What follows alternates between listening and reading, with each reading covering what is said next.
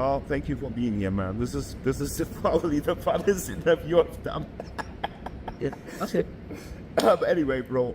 So you get inspiration out of it. You see the fashion brands, and then what? Yeah. It went like the next stage and another stage, and the next stage was like people saw that I brought very cool stuff over. Right. So everybody knew like, okay, you see this on MTV. Your MTV Raps was like the show at that time. Fab Five Freddy, right? Yeah, and Dr. Dre and Sommer.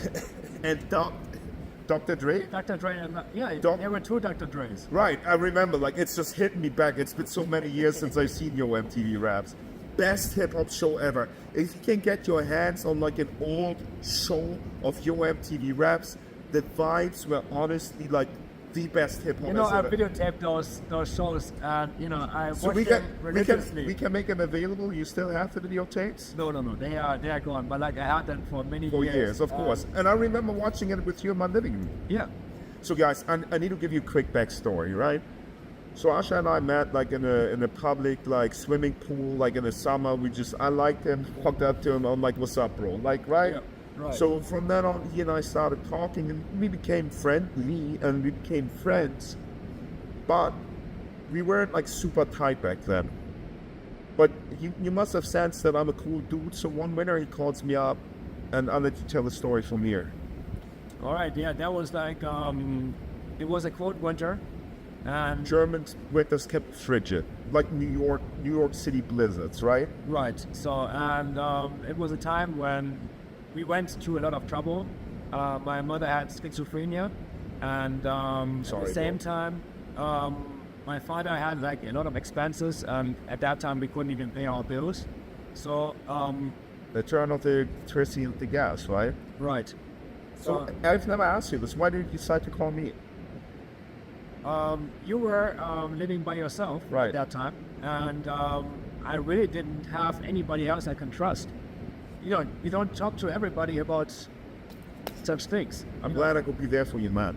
So this brother calls me up. He's like, bro, I'm cold. They turn off the whole effing electricity, everything. I'm fucking cold. Can I stay with you? And what did I say? Yeah, come over. Come over. And I came over. And we lived together for a while. You know what? And we became like this, like blood brothers. Yep. And so it's a real honor to have you here, my bro. Yeah, I'm very happy to be invited to your podcast here. And absolutely amazing. Okay, we love each other, enough of that. But listen, guys, like there's a lot you can learn from this guy. Not only is he a fashion designer, a master artist in drawing, he speaks Chinese. What's even more impressive, he doesn't only have his own clothing brand, Black Bob. You can find it on Black Yeah, Bob. let me explain how I started with this. Absolutely. Let me just finish the train of thought. So he does not only have a clothing brand, but he's a businessman. So there's so much we can unpack here. So bear with us for a moment. So let's hear how he got started with Black Bob. Okay, so that was like one path led to the other. So it was like one step led to the other. So first of all, I brought a lot of clothing over, a lot of people liked it. So it didn't take long until the first stores were getting somehow that I'm able to, I didn't have the connection to bring something over. Wait. Stores? So you mean like fashion stores in Germany? Yeah. What did they learn about you?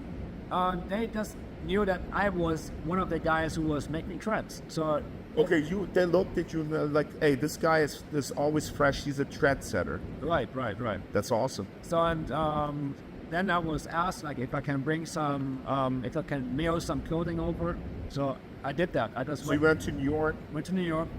grabbed some clothes, brought them over. Yes, and that was quite lucky because I had like relatives living in New York at that time. So I always went there to stay with them. My family is from Ghana. Didn't your dad know you had relatives that you could kick it with at the time? He was just freestyling. Okay, well, enough said. Yeah. So this one I had to make the connection later, and I did the arrangements for the trip. So because my goal wasn't like to go once a year, so I went every year, and then I brought over the freshest stuff, the freshest outfit that you could imagine at that time. So people wanted to see exactly what they saw in the videos. I brought it. So that was the thing, like this. I love that. If And you were how old at the time? 97? No. 16, 17. And you were traveling alone to New York, correct? Yeah. 17-year-old kid already making business moves, guys, but probably without knowing that you were a businessman, right? At that time, of course, not. Yeah, no, you were just doing stuff. That's why it's so good to not overthink things. People are asking, hey, how should I start a YouTube channel? Should I get the best light, the best mic? I need to wait. No, you go out and you start doing stuff. Use your cell phone. We don't even have a mic on this because I didn't prepare for this, and now we're doing it.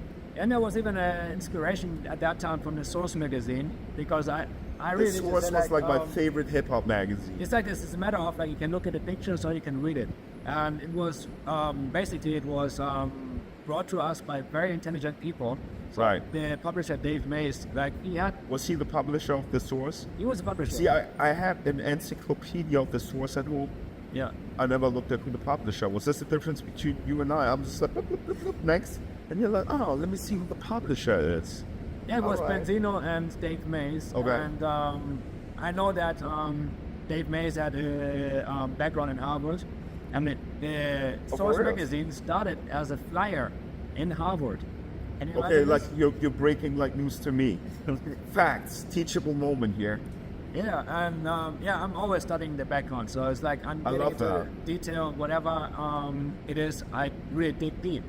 So the Source magazine, they had like a part of inspiring young entrepreneurs. Okay. So, and this was something that I did not read in any other kind of magazine. So that at that time you had like Word Up magazine or Vibe or I must have skipped right over that. All I wanted to see is Biggie and Tupac.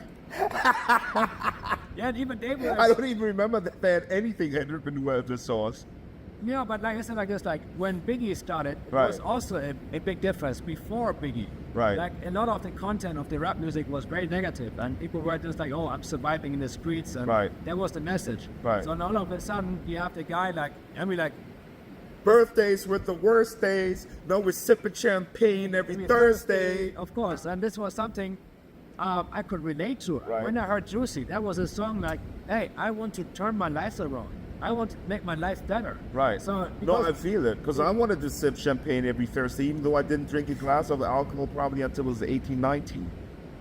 I did drink a lot, but like Ja, it you was were like, der Typ war der Bierkönig. Der Bierkönig. Ey, und da müssen wir ganz kurz, we have to like drop one. Like he said, I said he was the beer king. He was the self-titled beer king.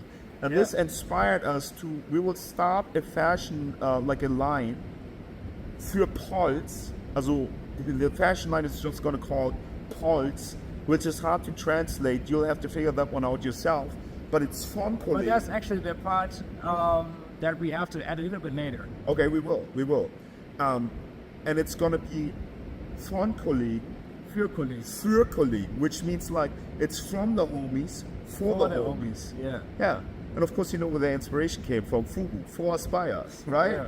So like we're not reinventing the wheel, we're just improving it a little bit. Right. But it's gonna be a clothing brand that's gonna pack the punch and deliver. That's what we are doing together later, and we are working on it. We're working on it. So we just came up with it today, and we'll bring it to you within what, 12 months? Yep.